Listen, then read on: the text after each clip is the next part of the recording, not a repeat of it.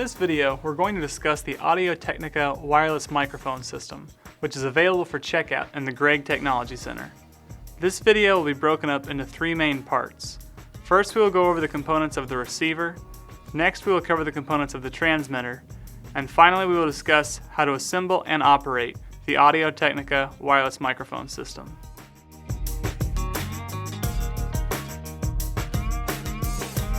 The receiver sends audio from the transmitter to the camera. Let's take a closer look at the front controls of the receiver. The first component we see is one of the receiver's antennas. There's a matching antenna on the far right of the receiver as well. In order to attach the antennas, simply place them onto the antenna jacks and twist to the right. You'll see a notch on the antenna jacks where you can slide the antenna down onto the jack, then twist to the right. Next, we see the LCD screen, which shows the battery status and the frequency settings. Just below the LCD screen, you'll see two LED lights labeled A and B, which are called diversity indicators.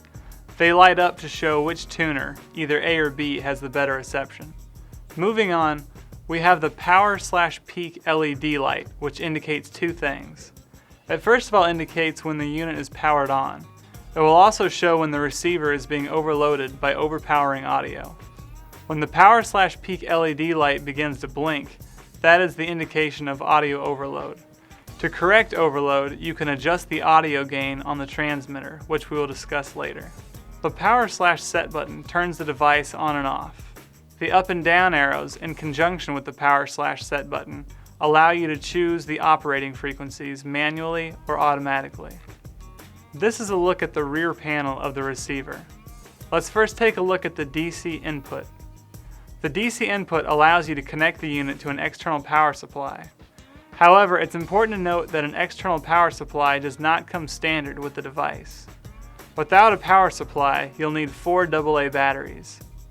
Moving to the right of the DC input, we have the audio output jack, which will be used to connect the receiver to your video camera. To the right of the output jacks are two knobs labeled output level and monitor level. The output level lets you control how much audio goes into the camera, and the monitor level lets you control how much audio goes into your headphones. If you see the power/peak LED light blinking, then you'll know you need to turn the output level down. The last component on the rear panel is the monitor out. This allows you to connect a set of headphones to the receiver to ensure you're capturing high quality audio.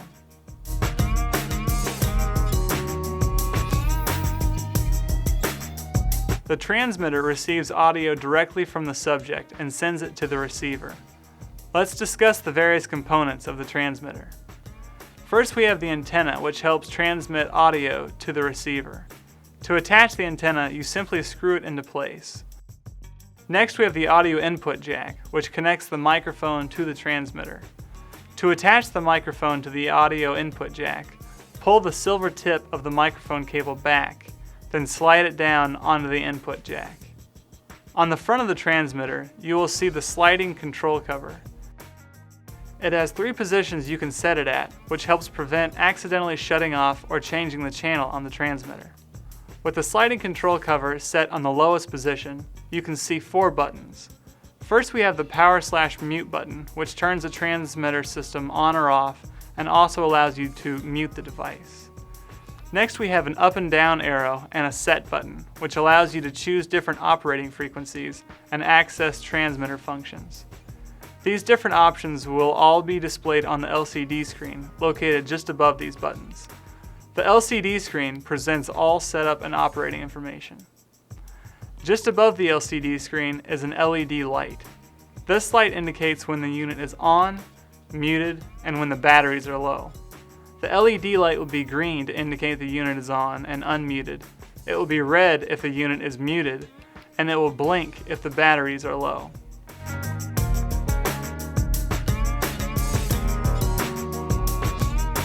In order to use the Technica Wireless kit with the Canon HV30 cameras, you will also need a BeachTech audio device. A flathead screwdriver can be used to attach the BeachTech device to the bottom of the HV30. Plug the black cord coming from the BeachTech device into the camera's microphone jack.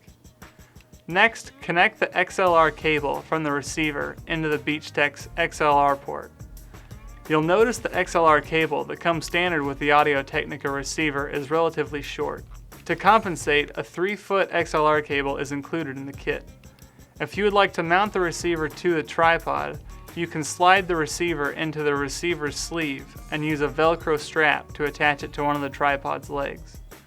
Make sure the switches, located just above the audio level knobs, are set to mic. Now that all of the cables are connected, power on the transmitter, receiver, and the camera. Both the transmitter and the receiver need to be set at the same frequency.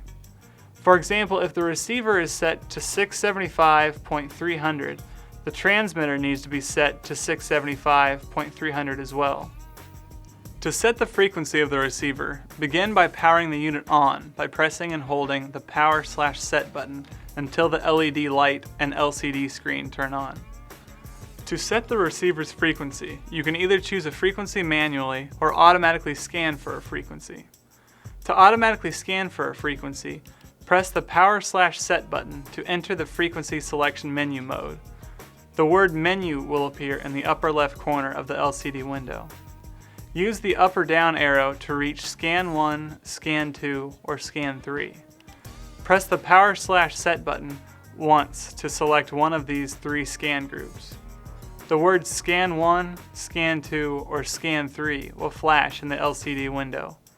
Press the up or down arrow to begin the scan. The first available frequency will flash in the LCD window. To activate this frequency selection, press and hold the power/set button until the word Stored has appeared in the LCD window. If you don't want to use the frequency found, you may press the up or down arrow until you've found a frequency you would like to use. To back out without making a frequency choice, simply press the power/set button once to exit the menu. The word Escape will appear in the window and no changes in frequency setting will be made.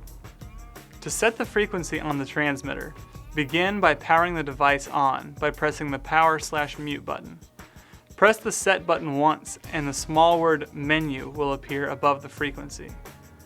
Press the set button again and the small flashing word Edit will appear to the right of Menu. Use the up or down arrows to change the transmitter frequency.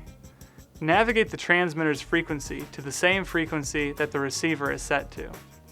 Once you arrive at the matching frequency, press and hold the set button until the word Stored appears in the transmitter window. When finished entering a frequency, press the up arrow once to move to Quit. Then press the set button once to exit the menu. If everything is set up correctly, you should be able to see audio levels on the camera. This concludes our instructional video on the Audio-Technica Wireless Microphone system.